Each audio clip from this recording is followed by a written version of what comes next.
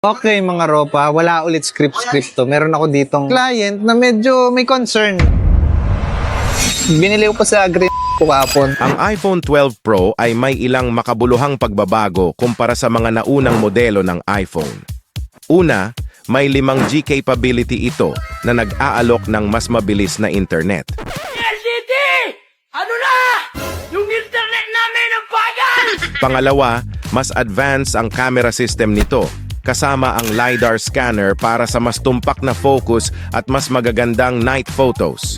Ang display nito ay Super Retina XDR OLED na mas maliwanag at mas detalyado kumpara sa mga naunang iPhone. Medyo mabilis po bumaba yung percentage po ng... Baka may ikaw yung problema. Perfect yung hinahanap mo.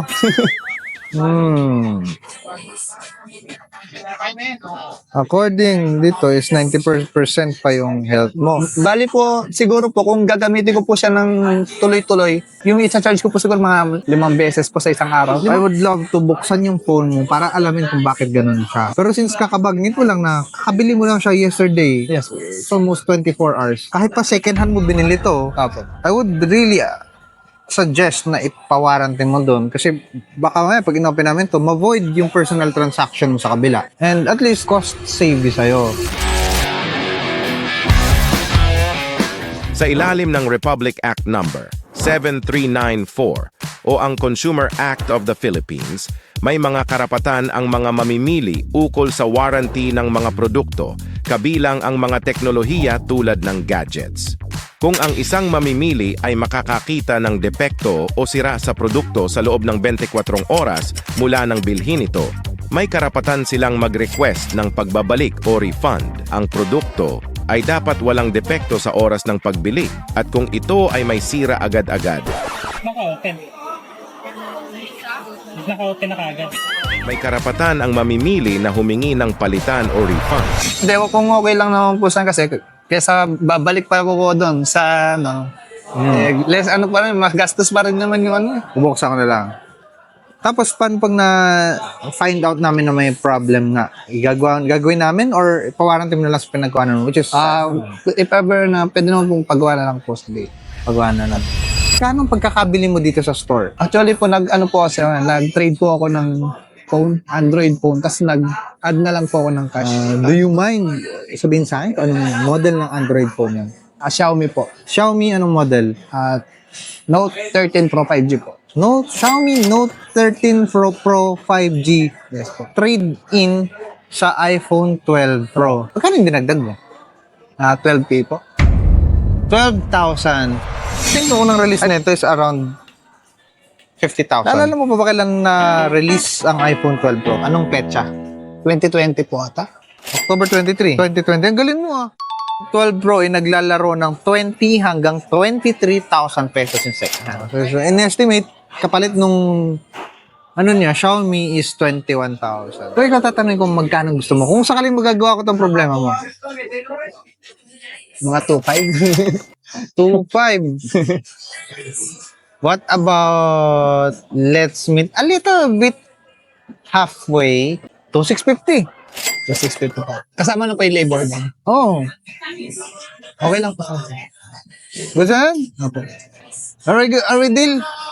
Okay, deal na ko yan. Let's go. Alright, let's go. Wala pa.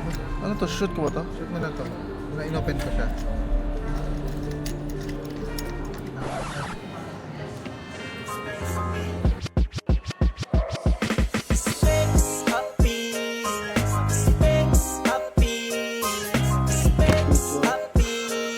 Isa sa pinakamahusay na gumagawa ng iPhone.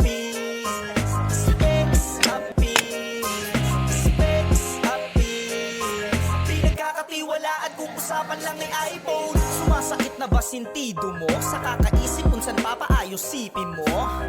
Aba teka muna easy bro, spec sa bilang nararapat at naririto.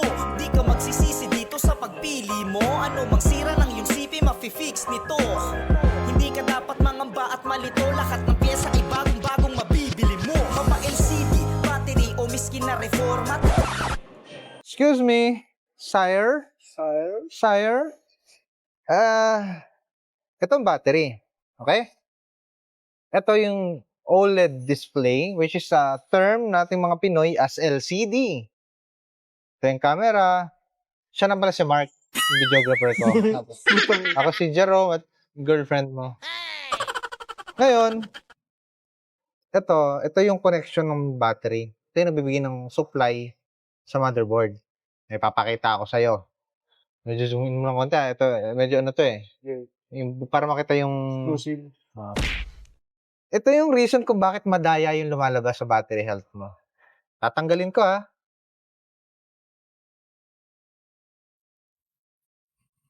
Ayun. Kita mo yan? Alisin natin. Ayan. May nakadikit na linta sa kita. Ayan. Ang tawag po dyan ay booster. Hindi niya binibigay yung totoong battery health mo. Ngayon, ikakabit ko tong totoong battery mo. Dalawa lang magiging effect nito, sir. Since inalis ko na yung booster mo. Lalabas yung totoong battery health niya. I don't know, 60, 70, 80, 50. Magi-improve yung battery health mo, yung consumption. Ngayon, doon sa napag-usapan nating presyo kanina, I object. Okay? Hindi ko gusto yung presyo na napag-usapan natin. Ayoko. Disagree ako. Okay? Alam niyo bakit? Yung ganitong klaseng service, it's free. Free. Free. Okay? Yes.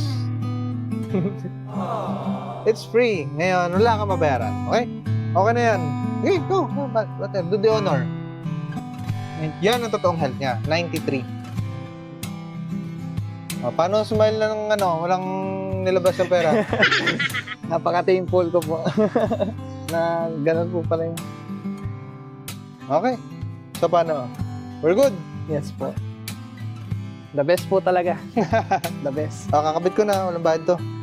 If ever man na maka-encounter kayo ng totoong drainage after a week, yes, that's the time na palitan talaga natin. Pero sa ngayon, i-enjoy mo. I-observe ko muna. Observe nyo. Ito yung nagpapadaya dyan. Tawag yung booster. Dinadaya niya ng mga battery health.